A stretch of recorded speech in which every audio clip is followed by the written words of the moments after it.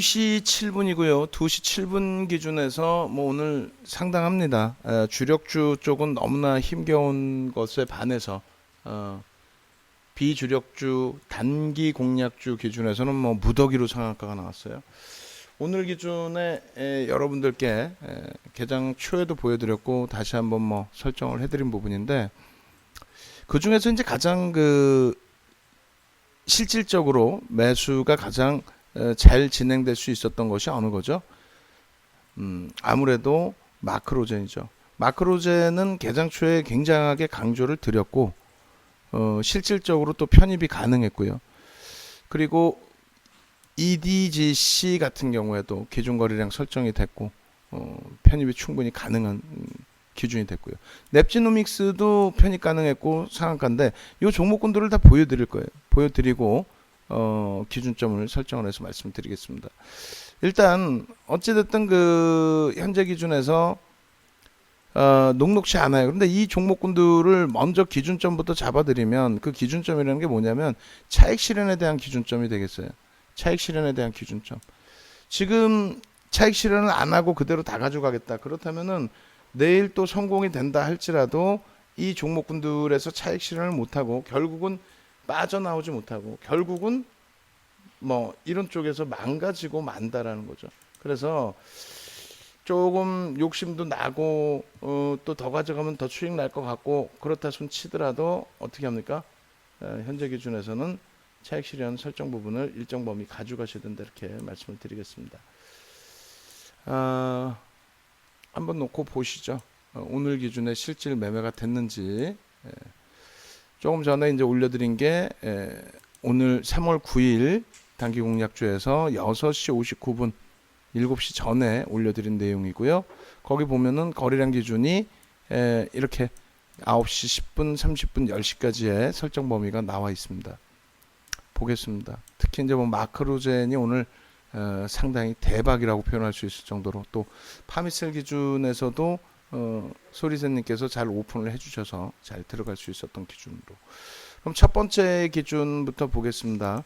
시즌 쪽에 뭐 계속해서 들여다봤고 일봉상으로는 실제 편입이 가능한가요? 아니면 가능하지 못한가요?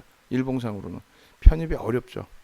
편입이 어려운 기준은 다른 게 아니라 갭상승이 시가총액 1조 이상짜리에서 갭상승이 5% 이상 나와버리면 참 따라붙기도 애매해지는 흐름이 된다라는 부분을 말씀을 드렸어요. 그죠? 그렇게 말씀을 드렸고 그래도 지금 장세에서 무조건적으로 좀 가져가고 싶다라고 말씀하실 때는 어떻게 주봉의 갭을 놓고 보실 수 있고 월봉의 갭을 놓고 보실 수 있다 이렇게 말씀드렸습니다. 주봉의 갭에 대한 높이는 벌써 이미 도달이 됐고요. 그렇다면 한 단계 더 상향이 될 수밖에 없죠.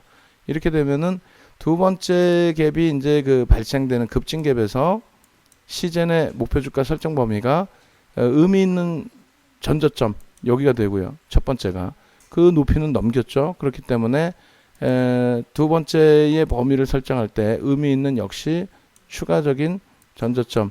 그렇게 된다면 남아있는 고점이 얼마 안 돼요. 물론 공격적으로 보면은 요 바닥까지도 볼 수가 있습니다. 만약에 이제 바닥까지 기준을 놓고 봤을 때는 대략 한 3만원이니까 8만원 정도 8만원 수준까지의 목표 주가를 설정해서 열어서 놓고 볼 수는 있을 거예요. 일단 그렇게 해서 이제 시장 부분은 열어 두시는데 다만 절반 이상은 차익 실현하시라고 금요일 날도 말씀드렸고 오늘도 말씀드립니다. 절반 이상 차익 실현하신 분들은 당연히 오늘 또 시초가에 또 들어가셨겠죠. 왜냐하면 절반 차익 실현하고 나머지 물량인데 시세의 강화 부분을 확인할 수 있으니까. 그렇게 해서 분봉 기준에 거래량 터져 있고 개장 초에 미끄러져 내려갔다가 미끄러져 내려간 게 2, 3% 이상 조정이면은 전량 차익 실현인 거죠. 근데 만약에 이제 그렇게 미끄러지지 않았다. 예를 든다면 고점 대비해서 뭐 미끄러졌다면 여기서 차익 실현 다시 되돌릴 때 기준에 요 절반 라인이니까 대략적으로 편입의 기준 잡으실 수 있는 것이 58,500원 정도 혹은 59,000원 기준. 그 기준에서 1차적으로 또다시 고점 찍고 돌릴 때 또 차익 실현이죠. 근데 변동성이 크지가 않단 말이에요. 사실상 그렇게 놓고 보면. 그래서 시장 같은 경우는 오늘 기준에 개별 매매가 들어가기는 어려웠을 것이다. 그리고 수젠텍도 마찬가지입니다. 지금 현재 그 상한가에 놓여져 있는데 18% 이상 갭상승이에요. 그러면 소형주 기준에서는 10에서 최대 15% 수준이라고 그랬죠. 그게 무슨 얘기냐면은 갭상승이 너무 크게 나와도 따라 붙을 수가 없다라는 거죠. 따라 붙을 수가 없는데 어떻게 매매를 합니까? 예. 그래서 오픈해드린 종목군들 중에서는 시젠과 수젠텍의 공략은 좀 어려웠을 수 있습니다. 레몬 같은 경우가 오히려 5%의 갭상승인데 요거는 이제 며칠 전에 기준 거래량을 설정을 해드렸던 거죠.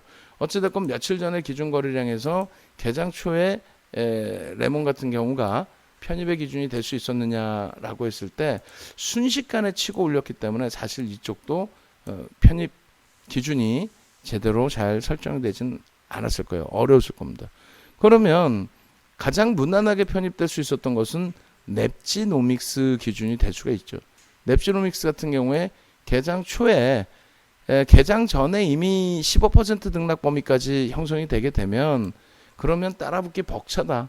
15% 그렇게 막 수준이 형성이 됐었거든요. 그러다가 결국은 시초가 기준이 15%가 아닌 뭐 5% 이런 수준으로 형성이 됐기 때문에 그럼 그 부분의 기준에서 접근 범위를 설정했다면 6% 갭상승 이후에 거래량 확인하는 수반되는 거 확인하고 접근했다면은 뭐 충분한 수익은 될 수 있었을 거예요. 다만 이쪽도 변동폭 부분이 한 방향으로 쫙 준 게 아니라 고점 찍고 밀려내리고 이런 흐름이 연출이 됐기 때문에 결론적으로는 어떻게 돼요? 쉽지 않습니다. 상한가까지 수익 내기는. 그죠?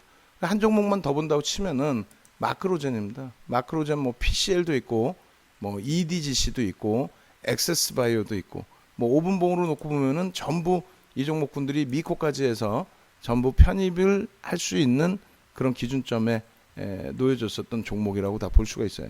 그 중에서 이제 가장 우리가 집중적으로 본 부분은 개장 전에 CJ나 이런 쪽이 원체 강세로 형성이 되게 되면 그렇다면은 일단은 마크로전 쪽을 볼 수 있다고 말씀을 드렸었죠. 지금 한진칼의 또 변동성이 너무 커져요. 일단은 유지하면서 지켜보면 대처를 하겠습니다. 프로그램 쪽의 순매수 기준이 강하게 형성돼 있기 때문에 일단 한진칼의 기준에서는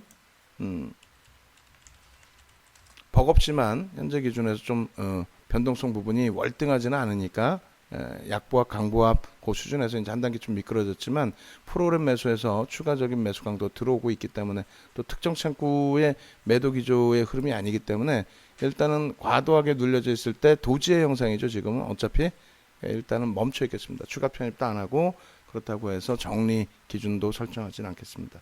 다시 마크로젠으로 넘어오게 되면 마크로젠 같은 경우에 결론적으로 4% 갭상승 이후에 미끄러져 내려갔다가 바로 돌리면서의 흐름이죠. 거래량 부분은 400만 주로 좀 공격적으로 잡아드렸어요.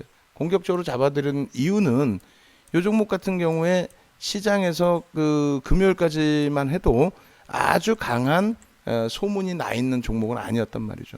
그래서 CJ나 이런 쪽의 접근 범위가 쉽지 않았다면 그렇다면은 이 기준에서 접근 범위 설정하고 그리고 고점 대비해서 또 눌려 내려와서 이 종목 역시도 초반 기준에서는 쉽지는 않았을 겁니다. 다만 이제 계속 강조를 드릴 때 여타 종목군들의 기준에서 쫓아가기 버거운 변동성이라면 이쪽 마크로전의 기준을 설정해서 놓고 볼 수 있다는 말씀드린 거죠. 결론적으로 마크로젠의 흐름 자체, 이 흐름 자체 상한가 근처까지 갔다 고점 대비 지금 2.9% 밀려 있습니다. 3% 밀리면 절반 이상 차익 실현하시고 그러고 나서 나머지 물량 차익 실현하자. 결론은 오늘 기준에 마케팅을 목적으로 말씀을 드린다면은 뭐 시젠, 수젠텍, 레몬, 넵지노믹스, 마크로젠, PCL, EDGC, 엑세스바이오, 미코 이 종목군들 전부 개장 전에 오픈을 해드렸고 2200개 종목 중에서 한 7, 8종목 오픈해드렸는데 거기서 상한가가 대부분 나왔고 그죠? 그런 기준을 마케팅하려면 마케팅할 수 있겠지만 실질적으로 분봉으로 놓고 볼 때 원활하게 매매가 되지는 못했다. 또 한 가지는 지금 이 장이 그러면 삼성전자 팔고 저걸 살까요? 아니죠. 단타 종목의 비중은 제한적이기 때문에 너무 저런 쪽에 내동범위에 휘둘리지 마시고 정상적인 매매 하실 것을 권해드립니다.